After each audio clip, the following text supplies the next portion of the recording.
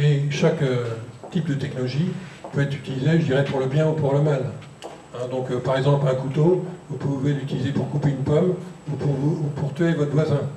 Donc, si vous analysez bien les technologies, vous voyez que la technologie peut être à deux tranchants, je dirais.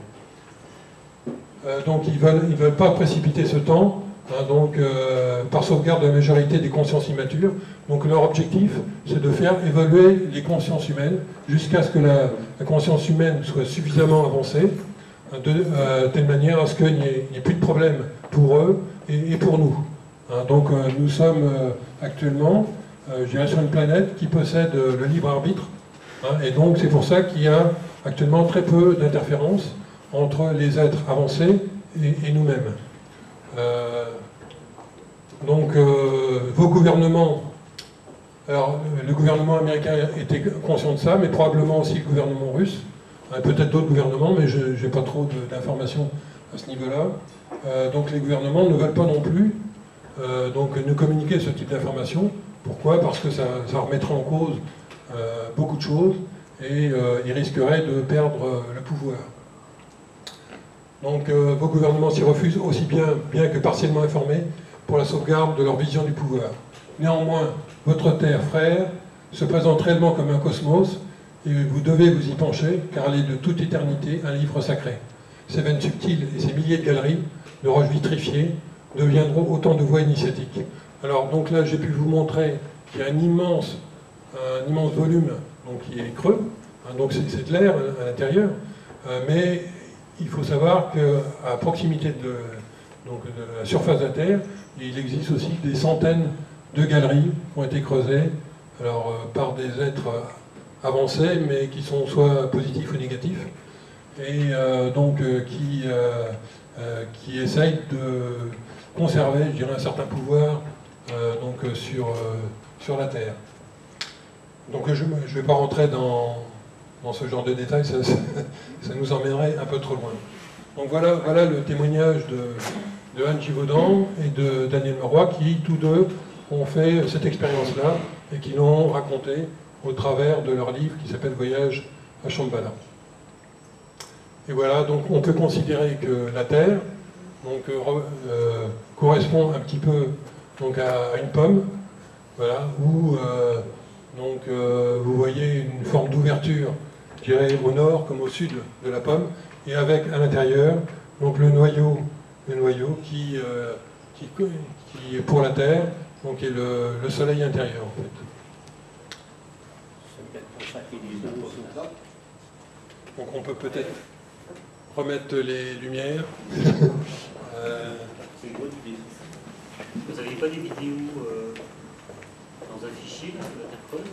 Oui, mais je les ai montrées au fur et à mesure. Ah d'accord, je crois qu'il y en a une qu'on n'a pas vue. Alors, oui, j'ai parlé à un moment donné donc, des terres qui sont calcaires et donc qui montrent, du fait de l'accroissement du diamètre de la Terre, eh bien, l'eau de la mer a reculé, hein, et donc a occupé le plus de surface possible. Et donc, par exemple, en France, donc, il y avait il y a 200 millions d'années, il y avait à peu près les 2/3 des terres qui étaient recouvertes par de l'eau. Par exemple, on dit qu'à Paris, eh bien, l'eau de mer était à 300 mètres au-dessus du sol. À 300 mètres, je ne sais pas si vous rencontrez, enfin, donc c'est à peu près à la hauteur de la Tour Eiffel. Hein, donc il y avait de l'eau de mer et donc, vu l'augmentation du volume de la Terre, l'eau eh bien, s'est étalée de plus en plus sur la surface de la Terre et donc a quitté un certain nombre de terres qui étaient au-dessus d'un certain niveau. Et avec notre pollution, ça craint pas de les gêner. Comment on fait la pollution? La pollution, elle affecte... Alors, il y a le réchauffement climatique. Je pense que le réchauffement climatique, ça les perturbe un peu, parce qu'ils savent qu'à un moment donné, eh bien, on aura la possibilité de pénétrer assez facilement donc à l'intérieur de la Terre. Il suffira de prendre la voie marine. Hein, donc, quand toutes les glaces autour des pôles aura disparu, eh bien, on n'aura aucune difficulté à pénétrer à l'intérieur. Il faut savoir que les entrées actuellement sont gardées par des armées, l'armée américaine, l'armée russe, etc. Et donc, si vous aventurez là-bas, il y a peu de chances pour que donc pour votre expédition soit couronnée de succès. Oui. C'est dommage que vous n'ayez pas montré, on trouve des très vieilles photos de satellites, je crois que c'est américain. Ouais. Alors je ne les ai pas montrées parce que... on voit les ouvertures du pôle, en fait. Oui, je sais bien, mais là j'ai toujours un doute. Toutes les photos que je vous ai montrées, c'est des photos que vous pouvez voir donc, à partir des images satellites, hein, et donc vous pouvez les vérifier par vous-même. C'est quelque chose qui est scientifiquement reconnu. Alors que les images que vous pouvez voir et qui circulent sur Internet, ben, vous ne savez pas d'où est-ce qu'ils proviennent. Il y a toujours un doute. Donc c'est pour ça que je n'ai pas voulu les montrer, parce que je ne sais pas, peut-être qu'elles sont exactes, et peut-être qu'elles ne le sont pas. On peut dire aussi qu'aujourd'hui, à l'ère quand même de l'Internet, de l'information qui circule à vitesse grand V, il est très difficile de trouver des photos à haute résolution au niveau des pôles. Oui, il y a une chape de plomb là-dessus quand même. Oui. Donc la NASA que ce soit pôle sud ou pôle nord, élimine de manière systématique toutes les photos. Ouais. Hein, donc il pourrait... Alors, ce qu'il faut savoir, c'est qu'il y a une couche nuageuse normalement au-dessus des pôles. Donc la couche nuageuse part de temps en temps. Donc le satellite que je vous ai montré tout à l'heure, il est capable de vous montrer les photos parce qu'il prend la température à la surface. Donc c'est des photographies infrarouges. Oui, donc... La vidéo que vous avez montrée au niveau de la conférence, elle est bâtie avec des photos satellites non. Donc c'est à partir de l'ensemble des informations qui ont été rassemblées. Donc il y a une équipe américaine qui a fait la vidéo que vous avez vue au milieu. Alors, vous parlez de la vidéo, pas de la vidéo d'expansion terrestre, mais la vidéo où on voit l'intérieur de la Terre, avec l'ouverture au niveau des pôles. Non, ça c'est pas quelque chose qui a été photographié. Hein. Donc ça n'est qu'une simulation. Oui. Pourquoi vous avez fait une grande partie de l'impasse sur la mer Alba? Mais quoi? L'impasse. L'impasse? C'est sûr? Sur les sorts de la mer Alba. et on n'avait pas. C'est un peu très grand. Oui, j'ai passé relativement rapidement donc, sur... Oui, alors j'ai un film notamment sur l'opération Jump. Donc c'est une opération qui s'est déroulée en 1947 également, mais pas en Arctique, mais en Antarctique. Et donc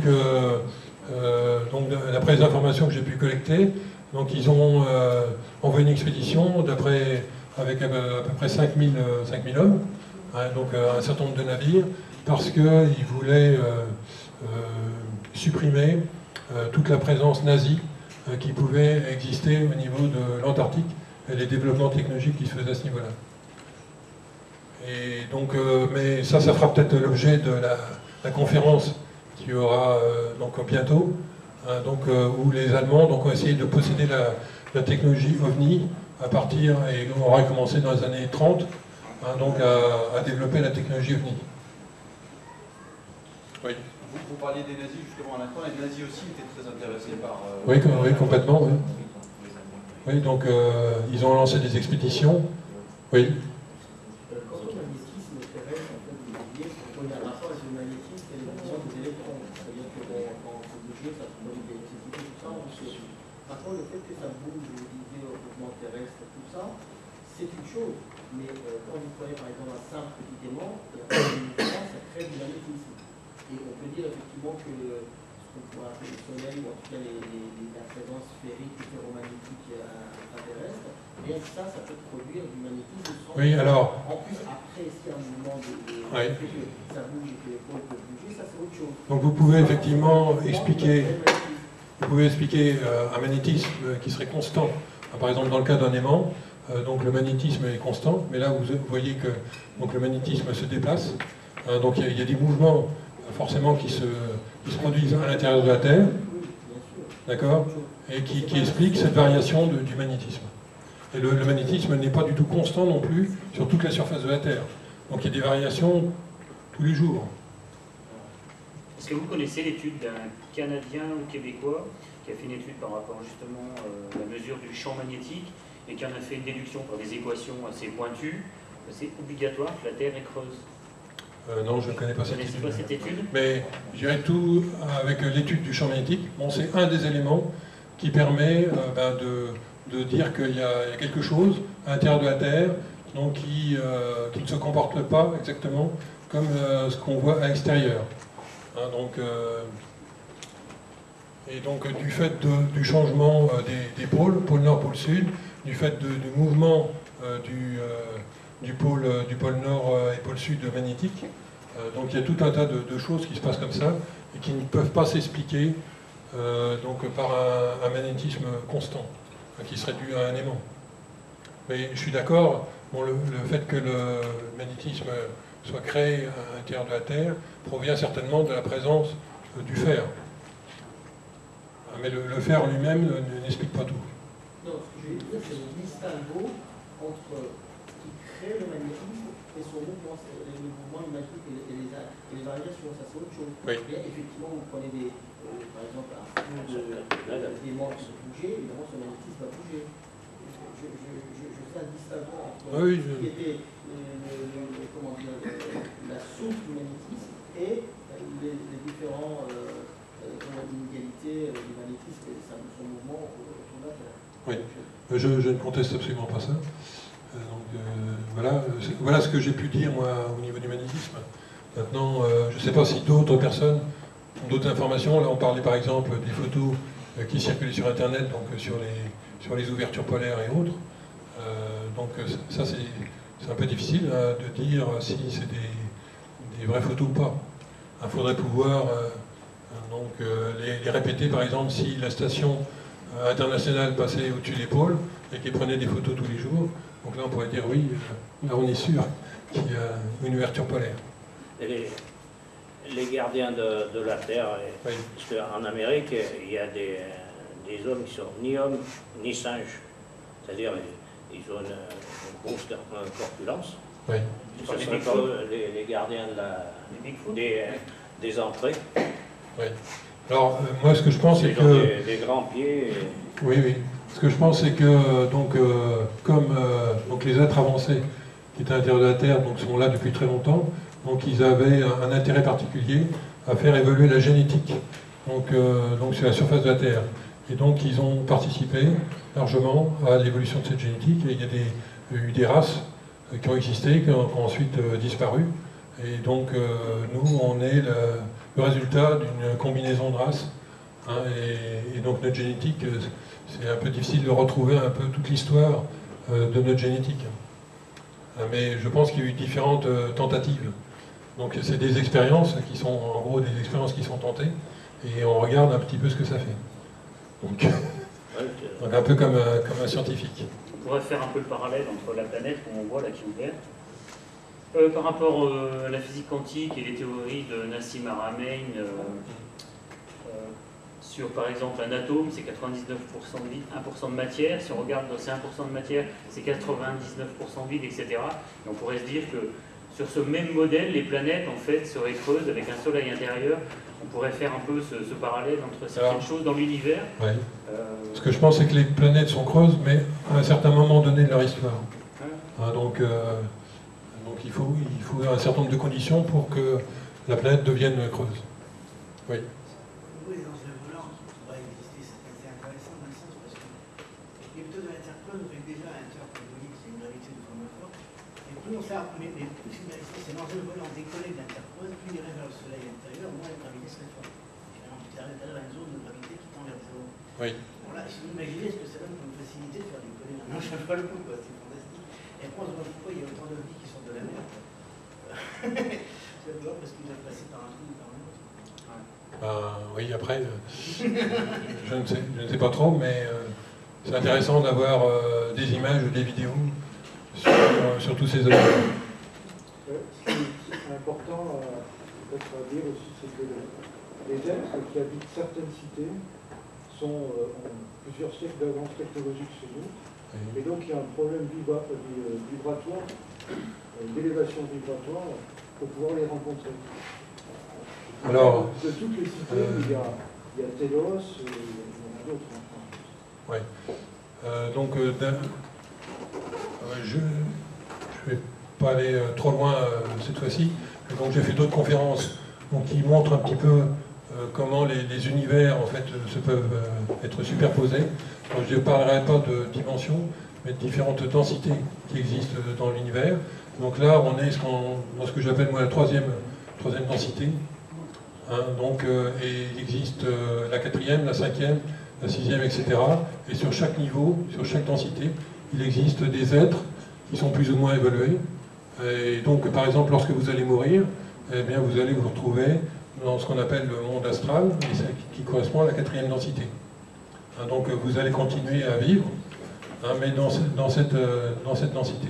Et donc, les lois qui concernent ces mondes-là sont différentes des lois terrestres. Alors, et tous ceux qui ont été massacrés pendant les guerres, tout ça, qui sont morts par la souffrance, Oui. qu'est-ce qu'ils deviennent? Bien, ils suivent le parcours de chaque homme. Donc chaque homme naît un jour et meurt un jour.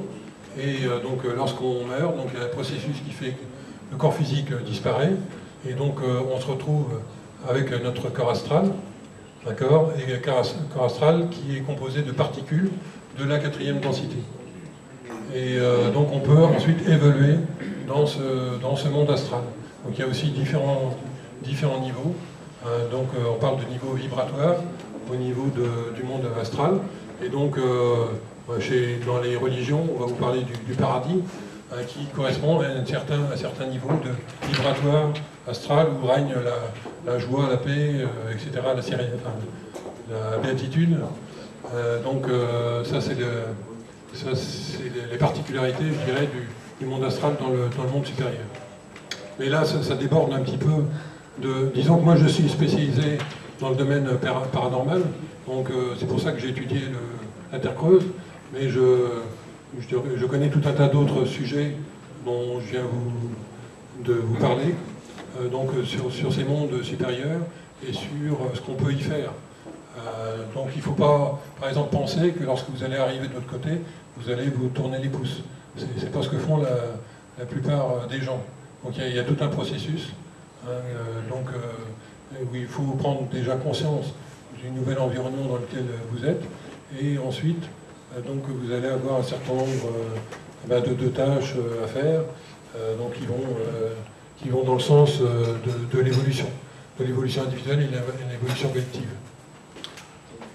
On pourrait dire également que, par exemple, si des personnes dans la salle trouvent cette théorie sur la Terre creuse un peu difficile à accepter, il faut savoir que déjà au niveau de l'Antarctique, il n'y a aucune route aérienne civile qui passe au-dessus de l'Antarctique. Et je crois qu'au pôle Nord, les personnes, il n'y a pas de route aérienne civile. Non, aucun avion ne passe au pôle Nord. Ouais. Carrément vertical? Non, pas vertical. Ça m'arrivait de passer verticalement vertical le pôle en contournant pour ne pas perturber les calculations. D'accord. Et à combien à peu près du pôle? Quelques centaines de kilomètres? Je dirais que si on passe, par exemple, avec un avion de ligne... Les calculateurs des avions modernes, parfois, mais avant, les calculateurs... Moi, j'ai du mal à... Comment? D'accord. Mais vous n'êtes jamais passé au-dessus du pôle? Si. Alors... D'accord. Et est-ce que vous avez observé quelque chose? De nuit ou avec des nuages, donc en général c'est difficile. On a croire qu'il y a un trou au pôle sans que... On a eu des expéditions qui sont allées au pôle. Oui. On voit qu'on a un trou qui ont une extension secrète, ça me paraît pas possible. Peut-être. Alors ça c'est votre conviction. Non, mais ça me paraît difficilement possible aujourd'hui. De conserver le secret. Quelques minutes. Une expédition, sur une expédition, c'est rarement des personnes lambda, c'est une expédition nationale, financée par l'État, etc. Si ces personnes sont devant le fait accompli, qui est quelque chose de mystérieux et extraordinaire, parce qu'ils ne sont pas briefés, comme dans le phénomène ufologique où les gens parlent sur leur vie morte. C'est peut-être possible aussi, je ne sais pas. Bon, c'est vrai que si vous l'avez survolé et que vous ne l'avez pas vu... Mais bon, c'était de nuit. Ouais, de nuit. À quel moment on voit rien. Je sais pas, on passait pratiquement vertical. Quand on faisait Tokyo-Paris, il y a une époque, on se posait à Moscou. Après, ils ont trouvé qu'à Moscou, ça coûtait très cher de Moscou. Donc, on passait par le pôle, on a un vol plus long, on va moins vite, pour arriver avant l'ouverture de Roissy. Pour arriver juste après l'ouverture de Roissy. Donc, on passait par le pôle, en ralentissant les vitesses de croisière. On se faisait des économies. Les calculateurs des 147-400 ne supportaient pas le passage du pôle, donc on contournait le pôle de tel et tel. De quelques centaines de kilomètres peut-être. Non, absolument pas, c'est des calculateurs qui font des divisions par zéro. Non, c'est des anciens avions qui marchaient avec des calculateurs analogiques, ça pose aucun problème. Mais avec 47% sur la végétale, on fonctionnait la boule. Et donc, dit quand on est pour, à peu près 200 ou 300 km du pôle. Même pas. Et donc, on voyait des pluies qui faisaient 180 degrés. Et on met 4 de navires pour accoster. C'était toujours de nuit. Et on attendait personne. Quand vous dites que les instruments analogiques sont facturés, Non, il n'y a rien. Non, analogique, c'est pas perturbé. Non, c'est des calculateurs. où les calculateurs sont perturbés à la fois du temps pourquoi Ça fait comme une division par zéro. C'est plus le même. C'est pas le magnétisme, c'est pas dû au magnétisme. Non, c'est pas du magnétisme, ça n'a rien à voir, c'est uniquement de la calculateur. Ah, Qui ne supporte pas. Chez C'est à cause des informaticiens. Donc, donc, petite remarque, ce que je vous ai présenté, ça correspond à ma vision actuelle. Donc, je vous invite simplement à faire vos propres recherches, et puis à vous faire vos propres conclusions. Oui. Oui. Je voudrais, pour revenir sur le... Ce que vous décrivez comme étant ce phénomène au niveau du pôle Nord, dans toutes les cartes des fonds marins qu'on a de ces régions-là, y compris tout ce que les Russes sont en train de faire pour les mettre des repères au fond pour baliser leur zone stratégique dans un futur réchauffement de cette zone-là, et donc une possibilité d'exploiter le pétrole qui est sous ces trucs-là. Tout ça, c'est chaud. Alors, parce qu'il y a quand même des gens qui ont fait au moins qui publient des choses sur des relevés sous-marins, et sur aucun de ces documents, on voit apparaître Ouais, mais est-ce que vous êtes sûr qu'on est allé jusque là-bas? Parce que je pose... des cartographies qui ont été faites, y compris pendant la guerre froide, où les sous-marins américains et russes se disputaient de passer sous les... D'accord. Mais rien n'empêche aux sous-marins de faire une cartographie des fonds marins, même si la Terre est creuse. Hein, donc ils sont dans l'eau, ils vont rester dans l'eau même s'ils pénètrent à l'intérieur de la Terre creuse, avec le sous-marin. Non, mais là, cartographie, quelque chose qui est solide, c'est pas... Ah oui, c'est solide. Donc les fonds marins sont solides. Ah, donc c'est simplement recouvert par de l'eau ou de la glace. On a compris votre schéma, parce que dans votre schéma, on voit quand même qu'il y a quand même un espèce d'énorme trou. Oui, mais il faut revenir. On suit la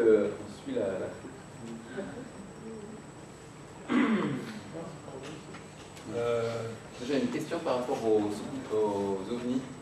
Oui. Les ovnis, ils ne font pas de bruit, etc. Donc en fait, quelle énergie ils utilisent? Ça, je pense qu'il y aura des informations qui vont circuler pour la prochaine conférence. Il y a plein de théories là-dessus. C'est l'énergie libre, enfin l'énergie libre. Il peut y avoir des fonctions MHD, magnéto-hydrodynamique, des fonctions liées au magnétisme. Le magnétisme. Sur l'énergie du vide. Voilà, c'est ça, l'énergie du vide. Donc, les Allemands à l'époque qui avaient... Là, c'était l'antigravité sur les ondes magnétiques. Voilà, et puis il y avait eu un moteur... il y avait Schauberger qui a travaillé. Voilà, c'est ça. Et ce moteur-là, c'était que de l'eau et de l'air, c'est ça? Si vous venez à la conférence à Viol, on a un physicien qui fait une conférence fleuve là-dessus, c'est énorme. Ah ouais, mais là, moi je peux pas y aller sur là. C'est dommage. Je vais envoyer quelqu'un. Ça y est, t'es branché. On va brancher son ordi. Je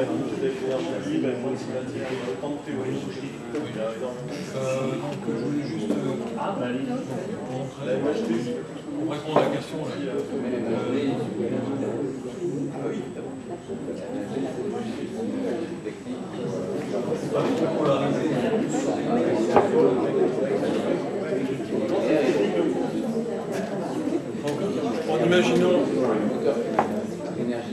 En imaginant un sous-marin qui puisse à l'eau ici, donc il passerait sous les glaces des pôles, sous les glaces, il suivrait la courbure de la Terre, il passerait là, il resterait toujours dans l'eau.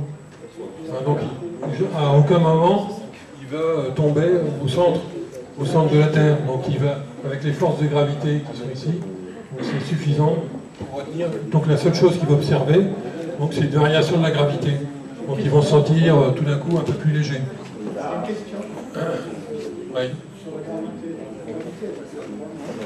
La gravité. Au centre de la Terre, la gravité est très forte.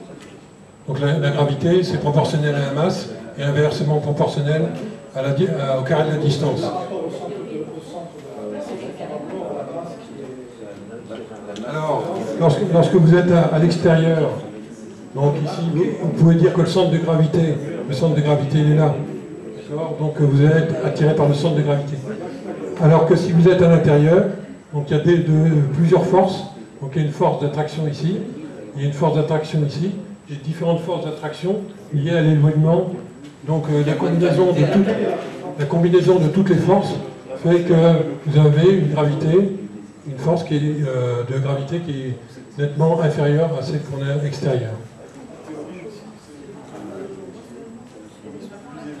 Mais ça, il faudrait faire passer à des calculs physiques. Et donc, si vous êtes intéressé par ça,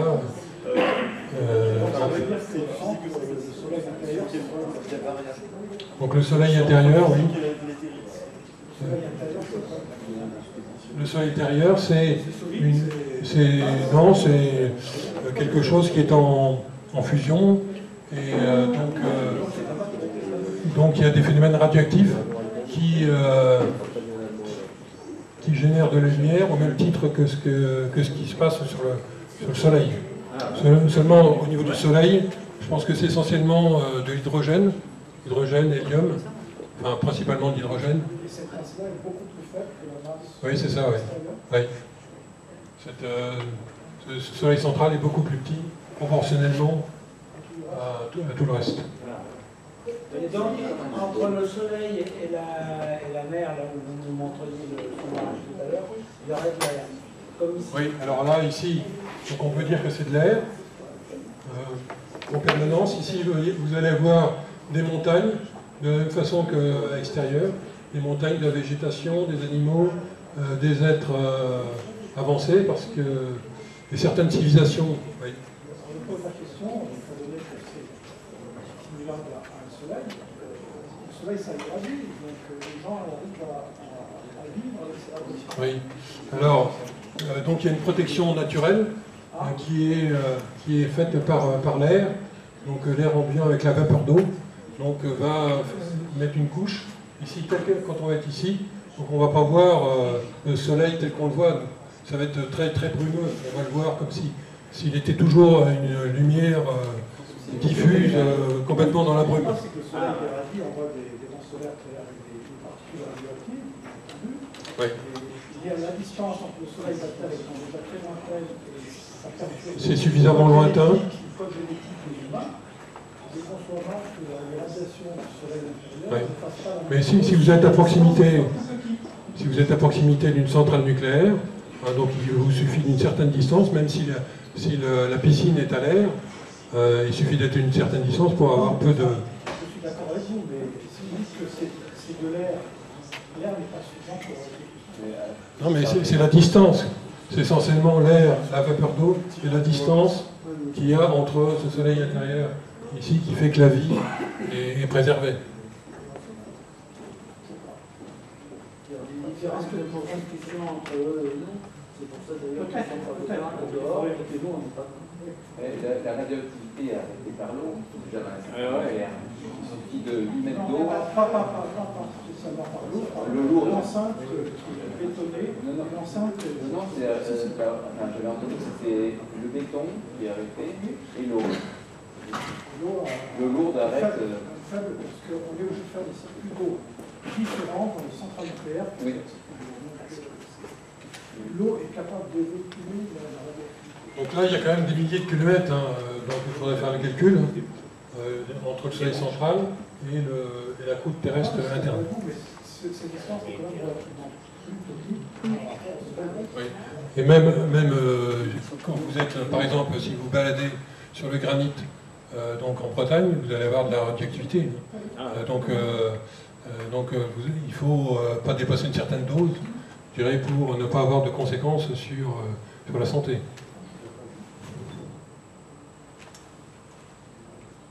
Donc, et on est bombardé aussi avec les rayons cosmiques et autres sans arrêt. Heureusement qu'on a le champ magnétique de la Terre et l'atmosphère aussi qui nous protège en grande partie d'un rayonnement nocif. Par exemple, tous les rayonnements ultraviolets sont arrêtés par l'atmosphère terrestre.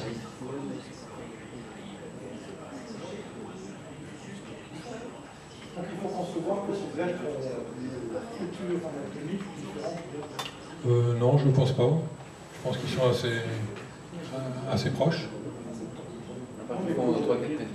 Voilà. Alors, je dis que les êtres qu'a rencontré l'amiral Byrd, il faisait 3-4 mètres de haut. Mais ça ne veut pas dire que tous les êtres, donc d'après les informations que j'ai, il y aurait plusieurs races d'êtres avancés à l'intérieur de la Terre. Donc, c'est pas monolithique, je dirais. Donc, ils se sont un petit peu séparés. Donc, les terres qui étaient disponibles. Donc, par exemple, ici, on parle de spaceship base, une base. Donc, il y aurait tout un tas de vaisseaux qui seraient capables d'aller dans les autres galaxies. Donc, si vous regardez ce schéma-là, vous avez quand même pas mal d'informations. On le trouve ce schéma? Vous le trouvez assez facilement. Donc c'est Maxfield. Vous tapez Tercos ou Hollow Earth en anglais, donc sur internet, et vous allez le trouver assez rapidement dans les images. Donc le titre c'est Hollow Earth. Donc ici, comme je disais, on a des montagnes. Bon, le mont Everest qui est le plus élevé de l'autre côté, mais il y a également la même chose de l'autre côté, des mers, des montagnes, tout ce que vous pouvez trouver d'un côté, vous le trouvez aussi de l'autre. Et donc certainement aussi des espèces animales ou végétales différentes un peu des nôtres, parce que également, comme le soleil donc intérieur donne sans arrêt, 24 heures sur 24, donc les plantes poussent, on peut dire, en continu. Donc, il n'y a pas le phénomène qu'on en... Oui. Voilà, c'est ça. Donc le magma, il est représenté en bleu ici. Bleu. Et donc il se trouve entre les deux croûtes, interne et externe. Et donc lui, il est toujours en mouvement. Et c'est lui qui génère encore le déplacement des plaques tectoniques. C'est un peu le mouvement de la Lune qui le fait chaud. Alors la Lune a effectivement agi. Parce que la Lune est là, elle attire, alors peut-être que le Soleil central se déplace légèrement en direction de la Lune. Donc il peut y avoir des mouvements de ce type-là. Là, on dirait que le magma est séparé en deux au centre de la croûte. Oui. Alors il y a peut-être des mouvements, parce que j'ai vu un peu comme il existe aussi au niveau de la mer, donc des zones chaudes qui remontent, et pour remplacer les zones froides, des mouvements circulaires. Donc c'est peut-être ce phénomène-là, enfin là je n'ai pas d'assurance sur le magma. En tout cas, il n'y aurait pas de gravité non plus au centre de la croûte. Alors oui, ça correspond à peu près. Donc ici, le centre correspond à une zone de gravité nulle. Donc, mais c'est pas tout à fait le centre. On n'est pas quelques kilomètres près. Voilà, donc c'est ce que je peux vous dire aujourd'hui, enfin, d'après les informations que j'ai. Donc sur ce sujet-là, qui est là. Oui. Est-ce qu'il y a un lien avec le film Avatar? Oui. Le film, est-ce qu'il y a un lien avec Avatar? Ouais.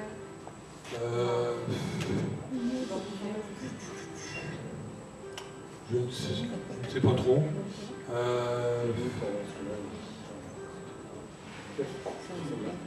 J'ai un peu de mal à répondre à cette question-là. Est-ce que c'est possible de répondre simplement que souvent c'est la réalité qui dépasse la fiction? Oui, c'est exact. Et c'est ce qu'on est appelé à connaître dans les quelques dizaines d'années qui vont venir. Donc, sachant qu'il y a un réchauffement climatique, je vous disais que au niveau de l'Arctique, ça fond. Et notamment, je pense qu'à la fin du siècle, donc il y aura peut-être plus de glace autour du pôle Nord, pendant une courte période.